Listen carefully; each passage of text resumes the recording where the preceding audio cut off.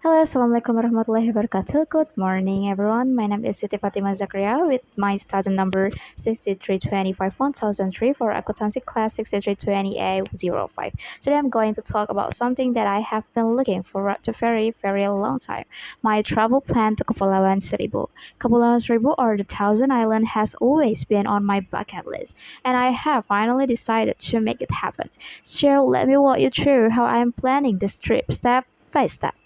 Okay, for the step one, I have the preparation before the trip. Every great trip starts with a good preparation. First, I am going to book an open trip package in advance so that accommodation, meals, and activities are already covered. This will save me from a lot of stress on the day of departure. I will also prepare all of the essentials such as sunscreen to protect my skin from the tropical sun, snorkeling gear, and some extra cash because items are quite limited on the island.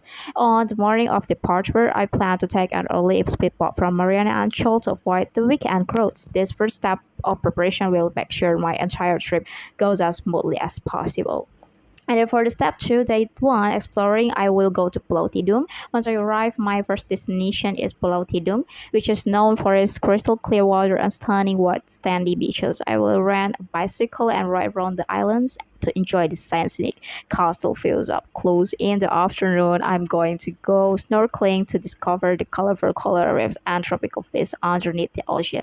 Then the water walk there is absolutely breathtaking. And for the dinner, I will try the fresh local seafood by the beach because eating with a sea breeze and the sound of waves is just perfect. On the second morning, I plan to wake up before sunrise to catch up the golden hour at the beach. I have heard the view is absolutely magical and I do not want to miss it for anything. And for the final day is I want to go into island hopping and going home. On the final day of my trip, I will go to island hopping, visiting smaller nearby islands such as Pulau Pari and Pulau Harapan. I'm also going to explore the mangrove forest at Pulau Pramuka and learn more about the local marine conservation efforts there. I want to take hundreds of photos to keep those memories alive for a long time. And before heading back to Jakarta, I'm going to buy some local souvenirs, small gifts for my family and friends. So that is my complete plan for the Kepulauan Seribu trip. What I love most about this plan is that it reminds me of something very important. Paradise does not always have to be far away from home. Sometimes the most beautiful places are the ones right beside us, waiting to be explored. I hope this plan inspires you to Okay, hello also explore the everyone. hidden In gems this around Indonesia. presentation, I'm And going going thank to you so much explain for listening about comparison in English grammar, one of the most useful grammar structures we use in everyday English. Let's get started.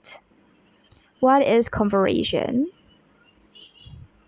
Comparison is a grammatical structure used to show how two or more things are similar, different, or ranked.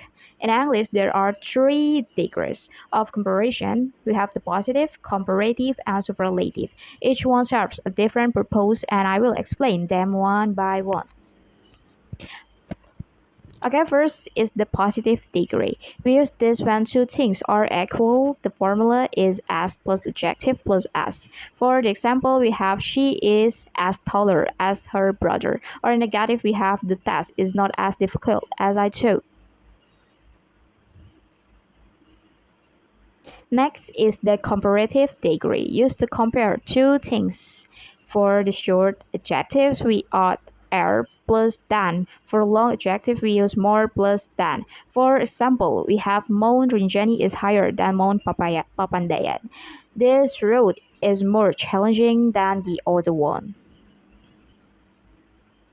Then we have the superlative degree, used when comparing three or more things to show the highest level. Short adjective tag the plus, as long adjective tags the most. For example, we have Borobudur is the most magnificent temple in Indonesia, and this is the cheapest flight to Lombok this month.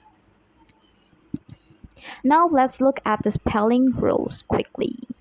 One syllable adjectives just add or s. If it ends in u, just add r or st. Like nice and nicer. If it ends consonant y, vowel consonant double the last letter. Like a big to bigger. If it ends in y, change it to I. Like happy to happier. And for two or more syllable, use more or the most. Alright, some adjectives don't follow the rules. They are called irregular forms, and we just have to memorize them. The most important ones are good, better, the best, bad, worse, and the worst. Many or much, more, the most. Here are some common mistakes to avoid.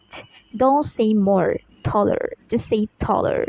Don't say the most best, just say the best. And in positive degree, always use the base form, not as taller as, but as tall as.